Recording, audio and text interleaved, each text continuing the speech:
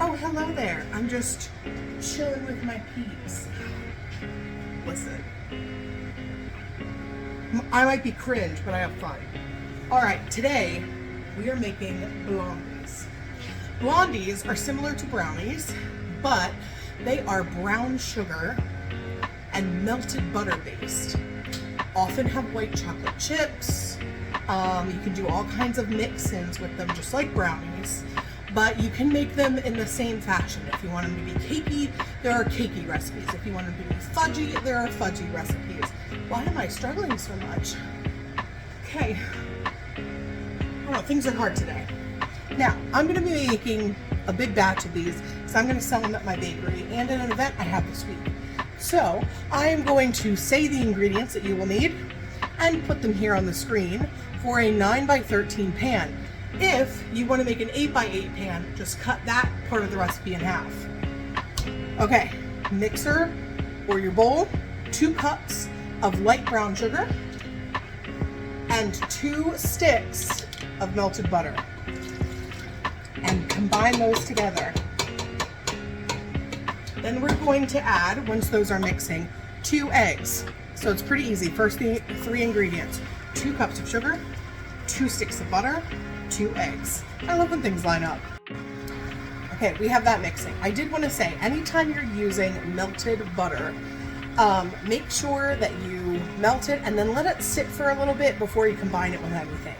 And then once you do put it in with your sugar, give those 2 things a minute to mix together. That helps it cool. Because if you add your eggs straight in when the butter is hot, there's a chance that you're going to scramble the eggs, and that's not what we're looking for. So just something to keep in mind. Then you need 1 teaspoon of salt. And depending on your flavor, you can punch this up or bring it down.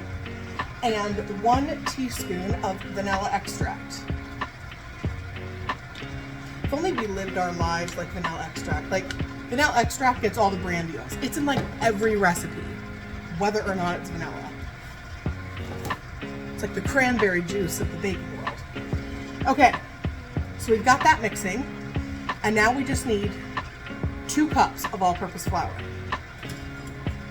It almost feels too easy, right? Okay, there is no baking powder or baking soda in this recipe. I didn't miss it, you didn't miss it, there isn't any. I would say there's no rising agent, but last time I said that, someone got all upset with their 25 years of red label experience or whatever they said.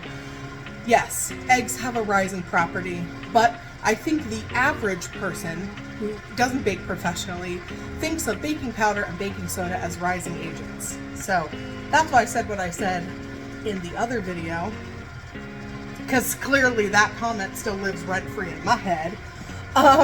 And now we're going to add in the fun stuff, your mix-ins.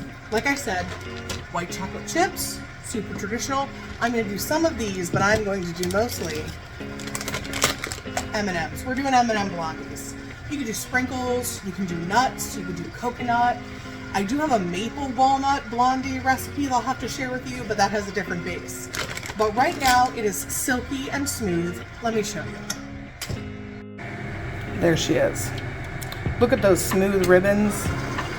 That's the consistency we want before we add our mix-ins. All right, when it comes to amount of mix-ins, you can do 1.5 cups is what I found is the sweet spot. And I like to hand fold and stir them in, especially with like M&Ms, that way they don't get crushed and all broken.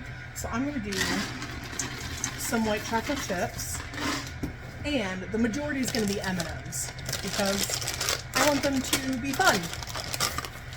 This would be really cute for spring. They make the pastel M&Ms, or if you want to do them at Valentine's Day, they do the Valentine color ones. An easy way to make something festive. Stir this in, and then we're going to evenly spread it as best we can in a greased 9x13 pan. I'm using a bigger pan, but you'll need a 9x13. Here they are.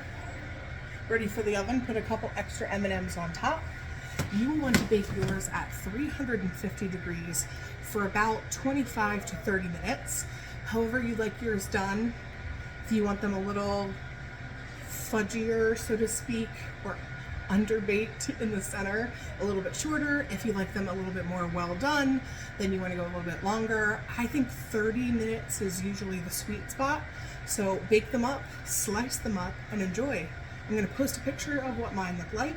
If you haven't already, make sure you follow me on all my socials, which I'll put here. Like this video, subscribe, follow, do all the things, and make sure you come on back and hang out with me on the sweet side.